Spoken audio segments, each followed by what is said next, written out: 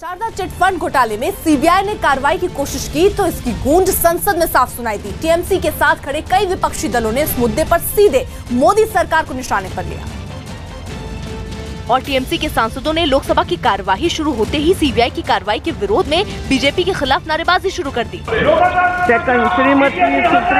हंगामे की वजह से कार्यवाही को थोड़ी देर के लिए रोकना पड़ा। इसके बाद जब दोबारा कार्यवाही शुरू हुई तो टीएमसी सांसद सौगत राय ने मोदी सरकार पर सीबीआई के दुरुपयोग का आरोप लगाया। The misuse of CBI by the central government against opposition government, the BJP leadership led by Narendra Modi and Amit Shah to really damage the constitutional structure. लगे हाथ कांग्रेस ने भी इस मुद्दे पर टीएमसी का साथ देते हुए केंद्र सरकार पर जोरदार हमला बोला। सीबीआई को एक हथियार बनाकर सभी अपोजिशन लीडर को खत्म करना चाहती है और अपोजिशन पार्टियों को खत्म करके ऑटोक्रेटिक गवर्नमेंट लाने की कोशिश कर रहे हैं। तो वहीं बीजू जनता दल भी सीबीआई की कार्रवाई के विरोध में ममता सरकार के साथ खड़ी नजर आई।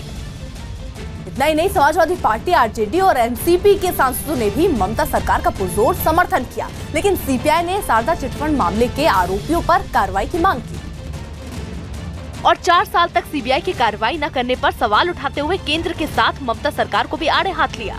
4 साल तक सीबीआई ने ज्यादा कुछ नहीं किया, तब तो दीदी और मोदी सेटिंग चल रहा था। चीफ मिनिस्टर ने एक पुलिस कमिश्नर को साथ लेके बैठ गया, ये डेमोक्रेसी के लिए खतरा है।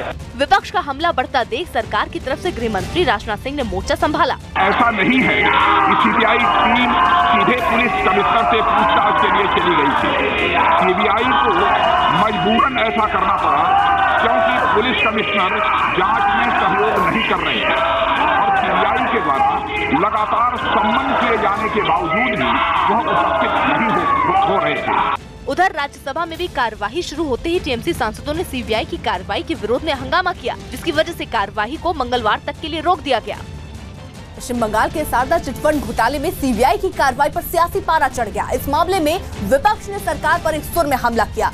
कांग्रेस ने तो इस कार्रवाई को नियमों के खिलाफ बता दिया और सीबीआई की मंशा पर सवाल खड़े किए। ऐसा कभी नहीं हुआ कि बिना पूछे, बिना अनुमति दिए, बिना बताए आप संडे को शाम को एक टीम पहुंच जाती है पुलिस कमिश्नर के घर पे। आपको शायद ये मालूम नहीं है, लोगों को तथ्य मालूम नहीं कि उच्च न्यायालय का आंतरिक आदेश है जो कई महीनों से चल रहा है कि कलकत्ता पुलिस के अफसरों को इस प्रकार से पूछताछ नहीं की जा सकती। जबकि आम आदमी पार्टी ने पीएम पर पक्षपात करने का आरोप लगाया। सुप्रीम कोर्ट के ऑर्डर के बहाने आप पूरी तरीके से टारगेट करने पर लगे हुए हैं एक सरकार को। और मुझे जरा बताइए, मुकुल राय कौन है? मुकुल राय क्या शारदा घोटाले में उनका नाम नहीं था? मुख्य आरोपियों में मुकुल राय का नाम था, वो मोदी जी के बगल घूम रहे हैं। नेशनल कॉन्फ्रेंस ने इस सारी उठापटक को केंद्र का तानाशाही रवैया करार दिया। सीबीआई के अधिकारियों को गिरफ्तार करना मैं समझता हूँ बहुत अच्छा किया। They are not masters of this country.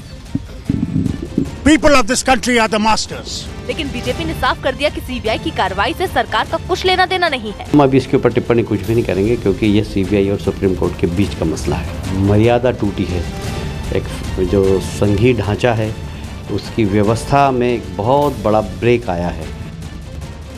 पश्चिम बंगाल में केंद्र सरकार के खिलाफ ममता बनर्जी के विरोध में पूरा विपक्ष साफ नजर आया। राज्य की सियासी गहमागहमी के बहाने विपक्ष ने एक बार फिर बीजेपी के खिलाफ एकजुटता दिखाई और कांग्रेस अध्यक्ष राहुल गांधी ने ममता बनर्जी के कदम का समर्थन करते हुए ट्वीट किया कि मैंने ममता दी से बात की है और उन्हें कहा है कि हम उनके साथ कंधे से कंधा मिलाकर खड़े हैं।